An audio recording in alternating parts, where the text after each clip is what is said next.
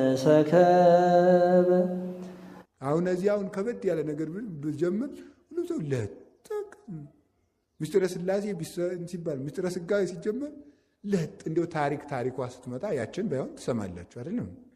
ቀለል ቀለል ያለች ትምህርት ስትሆን ያችን መስማታችሁ እግዚአብሔር የተመሰገነ ይሁን።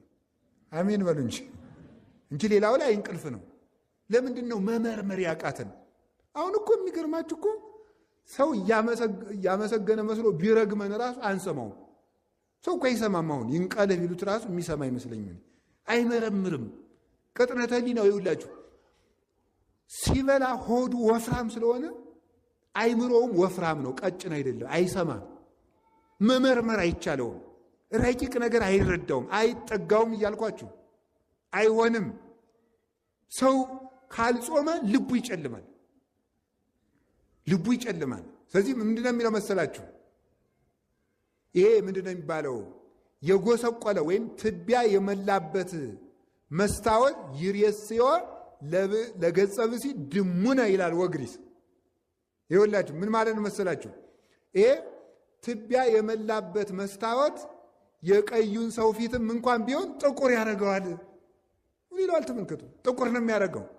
ልክ እንደዚህ ሁሉ ብዝሃ መብል ያጸልሞ ለልቡና፣ መብል ማብዛትም እንደዚህ አድርጎ ልብን ያጨልመዋል ይላል። ስለዚህ የእውቀት ማነስ፣ አጥንቶ ያለመረዳት፣ ነገሮችን ያለመመርመር፣ አስተዋይ አለመሆን የሚመነጨው ከመብል ብዛትና ከጥጋብ ነው ማለት ከጥጋብ ብዛት ነው። አጥንተን የምንረሳ የምንሆነው ለዚያ ነው። ትጋት የሚጠፋው በጥጋብ ምክንያት ነው። ቁሞ መጸለይ፣ ተግቶ ማስቀደስ፣ ነጋ ለኪዳን መሸ ለቁርባን ማለት የሚቀረው በምንድን ነው? በጥጋብ ነው። በጥጋብ ነው።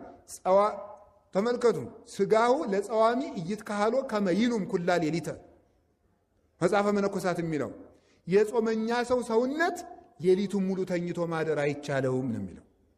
የጾመኛ ሰው ሰውነት ሌሊቱን ሙሉ ተኝቶ ማደር አይቻለው። ትጋት የሚወለደው ከጾም ነው። ሰንፍና እንቅልፍ የሚወለደው ከመብል ነው። መብል የቀነሰ ሰው ምን ያደርጋል መስላችሁ? እሱ ልቡና ሁሉ ትጉህ ነው። ሰውነቱ ሁሉ ሸካፋ ነው። ንዝላል አይደለም። ስለዚህ ሰው ተግቶ መጸለይ ይቻለው ዘንድ ምን ማድረግ አለበት? መጾም ይጠበቅበታል። ጥጋብ ደግሞ በአንጻሩ ልብን ያጨልማል።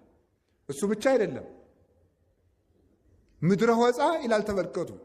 ያበቁል አስዋከ፣ ጭንጫ መሬት እሾህ ያበቅላል። ተመልከቱ። ልቡናው ለስሱ ይላል ተመልከቱ። የስስታም ሰው ልቡናም ክፋትን ያበቅላል ይላል። ክፋት የሚበቅለው ከጥጋብ ነው። ይሁላችሁ ዝሙት ይበቅላል አልኳችሁ፣ ስንፍና ይበቅላል አልኳችሁ። ድንቁርና የሚበቅለው ራሱ ከምንድን ነው? ከጥጋብ ነው። ሰው አላዋቂ የሚሆነው በጥጋብ የተነሳ ያለመጠን በመብላት። ያለመጠን የሚበላ ሰው እውቀት የለውም ፈጽሞ። አንድ ዛሬም በሕይወተ ሥጋ ያሉ አንድ ሊቀ ጳጳስ አሉ፣ በረከታቸው ይድረሰን። ምን ብለው ይናገራሉ? እንደሚሉት መሰላችሁ? እየበሉ እየጠጡ ብሉያት ሐዲሳትን መረዳት አይቻልም። ተግቶ መጾም ይገባል። ተግቶ ማደር ይገባል። ስለዚህ ትጋት የእውቀት ምንጭ ነው። ረሃብ ደግሞ የትጋት ምንጭ ነው። ጥጋብ የእንቅልፍ ምንጭ ነው። እንቅልፍ ደግሞ የድንቁርና ምንጭ ነው። መብል ባለበት ትጋት የለም። ትጋት በሌለበት እውቀት የለም። እውቀት የሚሰበሰበው በትጋት ነው። ንብን ይዋት ተኝታ አይደለም ያን ሁሉ ማር የምትሰበስበው፣ ተግታ ነው፣ ወታ ወርዳ ነው። ስለዚህ ተመልከቱ፣ ንብ ማርን እንደምትሰበስብ ማር ቃለ እግዚአብሔር የሚሰበሰበው በትጋት ነው። በታምር አይደለም። ገርማል እኮ አሁንስ እንዲያው የማይገባ ነገር ልናገር ነው። ሰው በቃ እንዲሁ ጥግብ ታምር ፍለጋ ዝም ብሎ ማጥናት ሲያቅት ጊዜ ዝም ብለት እየበላ ለጥበልና እስቲ እንዲያው የጥናት መድኃኒት ምንድን ነው ተበጥብጦ የሚሰጣል እያልክ ተጃጃል። እንግዲህ አታጠናም ተግታ እንቅልፍህን አትቀንስም። እንዲ ተጋድመ እንደ ግንድ እያደርክ እንዲ ነው አብሾ በየት ነው የሚገይበል? እንግዲህ እንዲህ ያለ ነገር የለም። እንዲሁ እግዚአብሔር እንዲሁ የሚደገም አለ የእውቀት የድሮ አባቶች የሚጠቀሙት ነበረ። ይህ እንዲሁ ማምላክን እንዲሁ ደም ያፈላል አዛኝ እንዲሁ አይባልም እንጂ ነውር አይደለም እንዴ? የነ ዮሐንስ አፈወርቅ ልጅ ሆነን እንዲሁ ይሄ ወረቀት ፍለጋ ድግምት ፍለጋ ደግሞ ምንድን ነው? ዮሐንስ አፈወርቅ ብሉይና አዲሳትን ያጠናቸው ምን አድርጎ ነው? 15 ዓመት በሙሉ ገብስ በሚዛን እየመዘነ እየበላ ነው። ትጋት ነው፣ ጾም ነው ዕውቀትን የሚገልጠው። ይሄ ደግሞ ጨጨጨጀጀ ዝም ብሎ ድዝድዝና ይሄ ክርታስ ፍለጋ ደግሞ መሮጥ ምንድን ነው ደግሞ? የሰው ልጅ ክርስቶስን ያህል ጥበብ እያለ ጥበብ ኃጢአት ነው ምንድን ነው? አሁን ተሳቡት የቄሱ ተማሪ ሁላ እንዲያምር ጥበብ ኃጢአት ነው እንዴት ነው ይላል። ጥበብ ኃጢአት ነው ማለት ምንድን ነው? ለእውቀት ብሎ የሆነ ነገር ቢጠጡ ምንድን ነው? ይሄ ተኝተ እያድርግ ያን በጥብጠት ጠጥተን ሊቁነ እግዚአብሔርም አይፈልግም እንዲህ ያለ ነገር። እስቲ አሁን ከነቢያት ከሐዋርያት ከሊቃውንት አንድ ቅጠል በጥብጦ ሊቅ የሆነ ሰው አለ? የለም፣ ማንም የለም። ያሬድ ነው? አባ ጊዮርጊስ ነው? ዮሐንስ አፈወርቅ ነው? ቄርሎስ ነው? ማን ነው? እስቲ አሁን አንድ ማን አለ? እስቲ አሁን ለወደፊቱ ሰው የእውቀት መድኃኒት መጠጣት ይቻላል አይቻልም ብሎ ከጠይቃችሁ ከሊቃውንት የጠጣ ሰው አምጣ ነው። ከሊቃውንት የጠጣ ሰው አምጣ። እስቲ ከቅዱሳን በገድልም ሆነ በድርሳን እገሌ ይሄንን ቅጠል ጠጥቶ ሊቆን የሚል ካመጣት ጥሩ። አባቶቻችን ካላደረጉት ደግሞ ምንድነው? ንይነሰን ተሉ እምነት አበዊነ ቅዱሳን ዘይን በለተወላውሎ ነው የሚለው ቅዱስ ቄርሎስ ሲናገር ሃይማኖተ አበው ላይ። እኛ አባቶቻችን ጎዳና ያለ ጥርጥር ሃይማኖታቸውን ከነስራቸው ነው የምንከተላቸው። ይሄ ነውና ሰው ለምንድን ነው አዋቂ የማይሆነው ካላችሁ፣ ድንቁርና የሚወለደው ከስንፍና ነው። ስንፍና የሚወለደው ከጥጋብ ነው ማለት ነው። ጥጋብ ልብን ያጨልማል። ጥጋብ የውርደት ምንጭ ነው። ጾምን መሻር የውርደት ምንጭ ነው። ጸሎቱ ለዘይጸጉም በአሚን ይከውን። ተመልከቱ፣ ከመጸጉረ ንስር ዘይሰርር መልዕልተ አየር ይላል ሲናገር። አምኖ የሚጸልይ ሰው ጸሎቱ ለዘይጸጉም በአሚን እየጾመ በእምነት የሚጸልይ ሰው ጸሎት ይላል በአየር ላይ እንደሚበር እንደ ንስር ጸጉር ነው የሚለው። እንደ ንስር ጥጋቡ አያሰጥመውም፣ በእንቅልፍ ባህር አይሰጥምም ማለት ነው። ስለዚህ ከፍ አድርጎ ጸሎቱ የሚያርግለት ጥጋቡን የቀነሰ ሰው ነው። የጾመኛ ሰው ጸሎት ያርጋል። እሱን ነው የሚናገረው። ወጽጋብሰ ያወርድ ታሕተ፣ ጥጋብ ግን ወደ ታች ያወርደዋል። አዳምን ወደ ታች ያወረደው ምን እንደሆነ ልንገራችሁ፣ መብል ነው። የአዳም ልልናው ምን ነበረ? ጾም። ሁላችሁ ወቁት። የአዳም ልልናው ጾም ነበር። የአዳም ውርደቱ መብል ነው፣ ጥጋብ ነው። ስለዚህ እግዚአብሔር የቅድስናን መጀመሪያ የጀመረው በጾም ነው። ውርደት የተጀመረ በመብል ነው። አዳም በለስን ሲበላ ውርደት ተጀመረ። ይኸውላችሁ የሉቃስ ወንጌል ምዕራፍ 10 ላይ ስታነቡ አሃዱ ብእሲ እንዘይወርድ እምኢየሩሳሌም ውስተ ኢያሪሆ ረከብዎ ፈያት ወፈቅዕዎ ወሰለብዎ። አንድ ሰው ከኢየሩሳሌም ወደ ኢያሪኮ ሲሄድ ወንበዴዎች አግኝተው ደበደቡት ብሎ ጌታ ምሳሌ መስሎ ተናገረ። አንድ ካህን መጣ፣ አልፎት ሄደ። አንድ ሌዋዊ መጣ፣ አልፎት ሄደ። አንድ ሳምራዊ መጣ፣ አገኘውና አዘነለት። በቁስሉ ላይ ወይንና ዘይት አፈሰሰለት። በአህያውም ጭኖ ወሰደው። ለሳምራዊ ወሰደው፣ ሰጠና 2 ሳንቲም ሰጥቶ በእነዚህ ፈውስልኝ አለው አለ። አንድ ሰው ከኢየሩሳሌም ወደ ኢያሪኮ ሲወርድ የተባለው ምን መሰላችሁ? አዳም ከልልና ነፍስ ሲዋረድ ማለት ነው።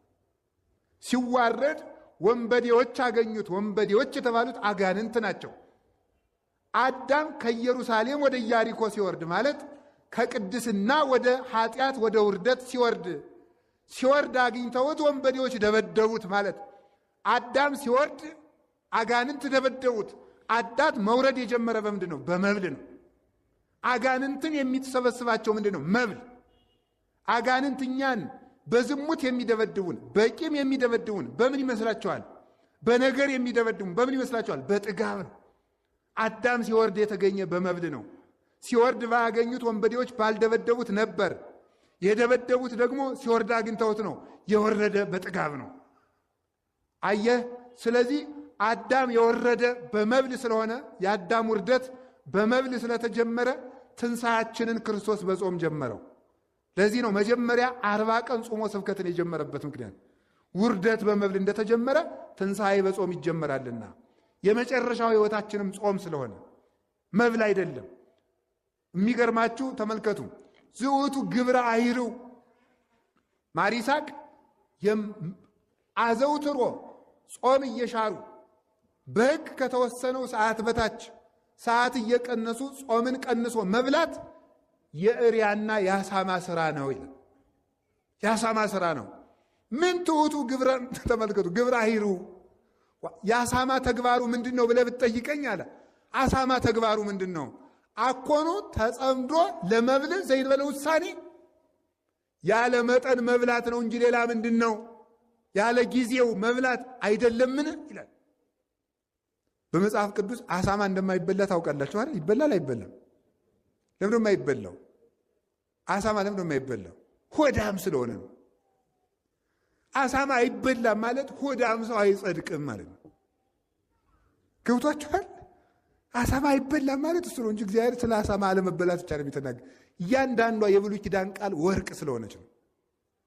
ሌላው አሳማ ባለቤቱን የሚያውቀው መብል ይዞ ሲመጣ ብቻ ነው። ሌላ አያውቀው። ውሻ በሽታ ነው የሚያውቀው፣ አሳማ በመብል ነው የሚያውቀው። ስለዚህ አሳማ አይጸድቅም፣ አሳማ አይበላም የተባለበት ምክንያት አሳማ ጌታውን የሚያውቀው ሲያበላው ብቻ እንደሆነ እግዚአብሔርን ሲያበላቸው ብቻ የሚያመሰግኑ ሰዎች የእግዚአብሔር ሰዎች አይደሉም ማለት ነው። ለዚህ ነበር ጌታም 5 እንጀራ አበርክቶ ካበላ በኋላ እየተከተሉ የፈልጉትን ሰዎች አራራራ እንዲህ ያደረገ የሚያበላ ከሆነስ እናንግሰው። ይሄ ቢራቡ ያመሳል፣ ቢታመሙ ይፈውሳል፣ ቢሞቱ ያነሳል። እንዲህ ያለውን ሰው ቢያነግሱት ምን ይብሳል? እናንግሰው እናንግሰው። ሐዋርያት ደግሞ ይዋሃል እኛ እንዝላችኋለን ብለው ነበረ። ደግሞ ተሰወራቸው። ሕዝቡ በመርከብ ተሳፍሮ እየፈለገ ሄደ። መምህር የት ሄደህ ነው? ጠፍተን። አማን አማን ብለክሙ አኮ ዘተሐስሱኒ በእንተ ዘሬክሙ ተአምራት። አሁን ትምህርቴን ብላችሁ ነው የመጣችሁ? አሁን ተአምራቴን ብላችሁ ነው? አላ በእንተ ዘበላይክሙ ወበእንተ ዘጸገብክሙ ህብስተ፣ በልታችሁ ስለጠገባችሁ ነው የተከተላችሁኝ አላቸው። ስለዚህ ጥጋብ ነው እኔን ያስፈልጋችሁና በመብል የመጣ በመብል ይሄዳል አልፈልግም አላቸው። ተገበሩ እንኮሳ እኮ ለመብል ኃላፊ አላ ለኃላፊ ለጠፊ ምግብ ባሪያ መሆናችሁን ተውት። አላ ለመብል ዘይነብር ለሕይወት ዘላለም ዘይወክም ወልደ እጓለ እመሕያው፣ የሰው ልጅ ለሚሰጣችሁ በመልዕልተ መስቀል ስጋውን ቆርሶ ደሙን አፍሶ ለሚሰጣችሁ ለሕይወት ምግብ ለስጋውና ለደሙ ተገዙ እንጂ የመብል ባሪያ አትሁኑ። አሳማ አይበላምና ለመብል ልባችሁ ክርስቶስን አትፈልጉት ሲል ነው። ሌላው መጽሐፍ ምንድን ነው የሚለው? አዕዋፍ ይሰገሩ በእንተ መብልዖሙ፣ ወፎች የሚጠመዱት በመብል ነው፣ ነፍስ የምትጠመደውም በመብል ነው ይላል። ሰው ወጥመድ ውስጥ የሚገባው በመብል ምክንያት ነው። ኮዳም ሰዎች ናቸው ሀገርን የሚሸጡ፣ ኮዳም ሰዎች ናቸው ሕዝብ የሚሸጡ፣ ኮዳም ሰዎች ናቸው ራሳቸውንም የሚሸጡ የሆዳቸው ባሪያዎች። እለ ከርሶሙ አምላኮሙ፣ ኮዳም ሰዎች እንኳን ወገናቸውን አምላካቸውን ይሸጣሉ። እንደ ይሁዳ ያሉት እለ ከርሶሙ ያመልኩ፣ ሆዳቸውን የሚያመልኩ ብሎ ቅዱስ ጳውሎስ የተናገራቸው እንዲህ ያሉ ሰዎች እባብ ናቸው። የማያፍር ሰውና ሆዳም ሰው እባብ ነው።